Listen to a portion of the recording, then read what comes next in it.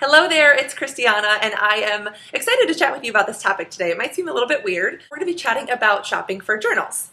So first off, let's chat quickly, I promise it won't be too long, about journaling in general.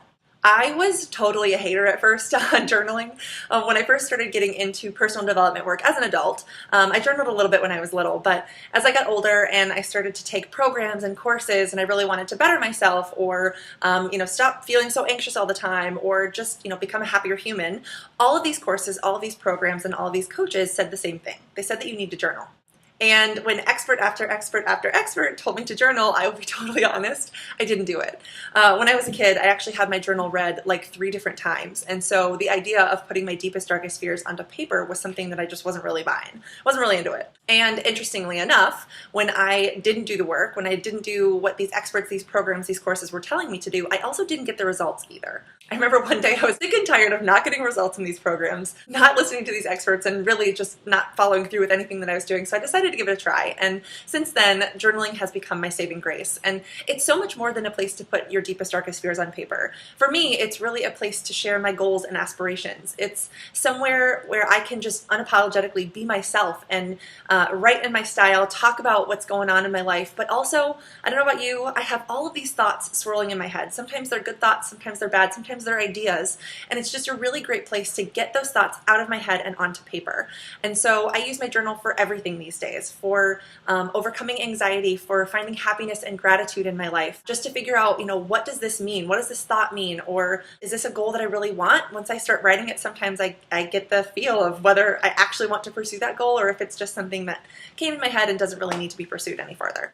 Now, because we can see now that journaling is so important to mental clarity, to happiness, to confidence, to all of that stuff, I want to chat about shopping for journals and why it's so important that you don't write in something like this. I don't know about you, but I have 1,000,001 great ideas, and sometimes I feel like I'm buried in them, in these half-done, really great ideas. And oftentimes it's because I was picking up a journal like this from the store, I wasn't really inspired or motivated by it, and I would just scribble down an idea and toss it away. Sometimes I would pick up a piece of paper and write an idea on it, and then that piece of paper would get lost. So I'm being really serious when I say that I take shopping for journals now very serious. It's important to have something that you're writing in that inspires you, that reflects your style, that's going to be something you're going to take care of. If this is going to be a sacred space, you have to really make sure that your journal is a source of inspiration for you, not boredom, which is what my old journals were. So this brings me to the quest for the perfect journal. Now, I actually make my journal hunting processes an actual quest. It's going to sound super lame and dorky, but this is me. I make going out to get a journal an actual process so that the one that I find and I make sure that I write in it from the first page to the last page. So without further ado, here are my tips for shopping for the perfect journal. First tip. I want you to make this an actual quest, like as in Camelot style. One of the big things about going and finding a journal is it's so easy for you to just stop at a big box store or something like a Walmart or a Target and just pick a journal off the shelf. It might be a really nice journal, but the fact of the matter is that this really needs to be special for you. So when I say Camelot style, when I say this is a quest, I actually put time in my calendar to do this. My husband actually, he was joking with me. I showed him my calendar, and on Saturday I had this block of time that was, taken out of the morning, and he was like, "It's Saturday, you're not working, are you?" And I said, "No, this is my journal time. I'm going to go find one." So when you are going on the quest for the perfect journal, I want you to look at places outside of the big box stores. Look for those cool little boutiques. Sometimes the little like random shops in a strip mall, or if you have a really cool artsy section of your town, those are the greatest places to find journals because a lot of times they're unique and they're different and not everyone has them. Also, another great place to check is bookstores. And those are bigger bookstores, something like a Barnes & Noble, but if you have a little local bookstore, those are great too because they carry, again, the artist's rendition of journals. People who have made them special, they're really unique and different. Sometimes those paper supply stores, I don't know if you've ever been in one of those, or like stationery and wrapping, those have really great journals as well. But ultimately, when it comes down to this quest for the perfect journal, for tip number 1, I want you to go somewhere unique so that you can find a unique journal. Make it special. Tip number 2 for finding the perfect journal.